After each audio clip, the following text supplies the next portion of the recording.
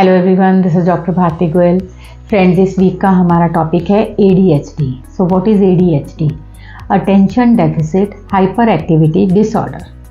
सो friends, अगर हम इसको इलेबोरेट करके इसको एक्सप्लेन करें तो attention deficit means lack of attention. जितनी इंपॉर्टेंस मिलनी चाहिए, जितनी केयर, जितनी अटेंशन मिलनी चाहिए उतनी ना मिलना, उसकी कमी की वजह से होने वाला हाइपर एक्टिविटी डिसऑर्डर।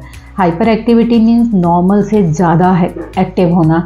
जैसे हम बच्चों में देखते हैं, बच्चे नॉर्मली एक्टिव होते हैं, लेकिन हाइपर एक्टिव हम किसे कहेंगे? जो बच्चे तोड़ फोड़ कर रहे हैं, भाग दौड़ रहे हैं, रेस्ट ही नहीं कर रहे हैं, दिस इज़ हाइपर एक्टिविटी। तो it is a disorder. So in full form, come attention मिलने की वजह से होने वाला ओवर परफॉर्मेंस का जो प्रॉब्लम है, दैट इज़ ADHD। तो इसका हमें पता कैसे लगेगा कि हमारा बच्चा, जनरली हम इसमें बच्चे की ही बात करते हैं, तो हमारा बच्चा हाइपर एक्टिविटी ADHD का सफ़रर है या नहीं है, पेरेंट्स को कैसे पता लगेगा? जब बच्चा आपकी बात को अटेंशन पे नहीं कर रहा, आप उसको बुला रहे हो लेकिन वो आपकी बात को रिस्पॉन्ड नहीं कर रहा, आप उसको मना कर रहे हो लेकिन वो हट नहीं रहा, वो घर की कोई भी चीज़ उठा रहा है, फेंक रहा है, तोड़ रहा है, वो किसी को हिट कर रहा है, बार बार किसी को भी मारता है या खुद को इंजर करता है, हर टाइम भाग दौड़ रहा है, थकने के बाद सोने के घंटे उसके प्रॉपर नहीं है, या तो वो खाना खा ही नहीं रहा है या फिर वो बहुत ज़्यादा खाना खा रहा है।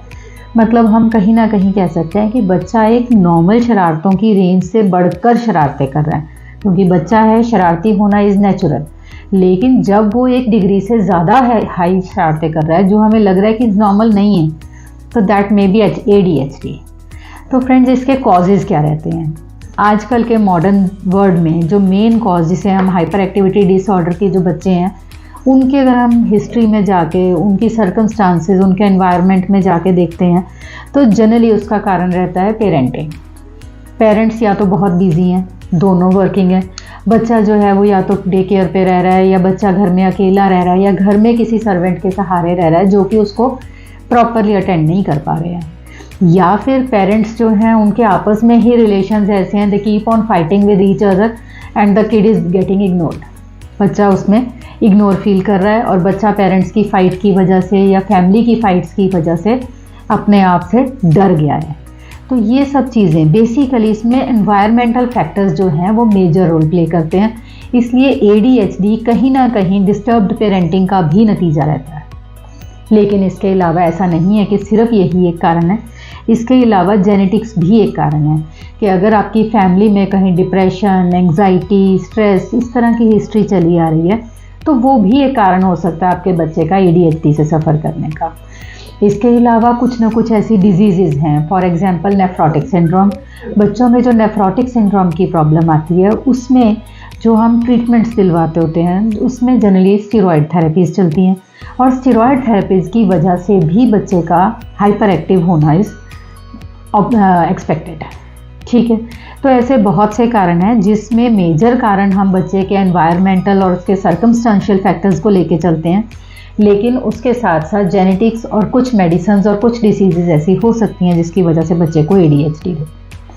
तो फ्रेंड्स, अब हम बात करेंगे नेक्स्ट कि हम अपने बच्चे की ADHD को कैसे मैनेज करें। अब जो हो गया वो हो गया, लेकिन हम उसको कैसे ठीक कर सकते हैं।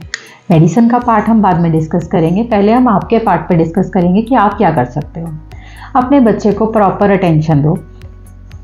अगर वो अपनी बात को नहीं भी एक्सप्लेन कर पा रहा है, तो भी आप उसको टाइम दो, उसको अपने तरीके से अपनी बात को कम्युनिकेट करने दो, और पेशेंस के साथ उसकी बात को सुनो और समझो, और उसकी क्यूरोसिटी को दूर करने की बड़ी पेशेंस के साथ कोशिश करो।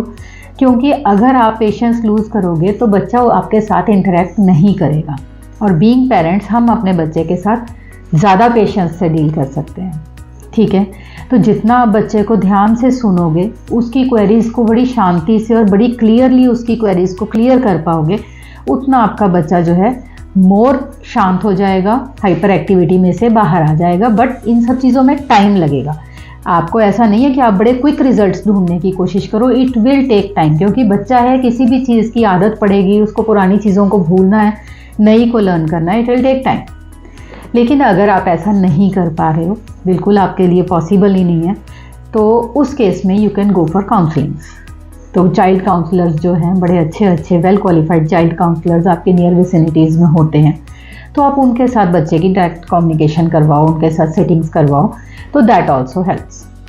Now comes finally the medicine part. Friends, homeopathic medicine में ADHD के लिए हम आपके बच्चे को बहुत अच्छे से ठीक कर सकते हैं, जिसमें हम उसकी फिजिकल प्रॉब्लम्स, उसकी एक्टिविटी के अकॉर्डिंगली तो दवाई देंगे ही देंगे, उसके एनवायरमेंटल फैक्टर्स की उसकी क्या रीजनिंग रही है, क्या सर्कमस्टांसेस रहे हैं, इन सब के बेस पे भी मेडिसिन को हम अलग अलग दे सकते हैं। इसके अलावा कि उसकी हाइपर एक्टिविटी में किस तरह की एक्टिविटीज़ ज़्यादा हैं, तोड़ने फोड़ने वाली ज़्यादा हैं, मारने पीटने वाली ज़्यादा हैं, इस बेस पे भी हम कुछ मेडिसिन को इंडिविजुअलाइज करेंगे, तो वहाँ भी हम आपके बच्चे के ADHD को ट्रीट कर सकते हैं।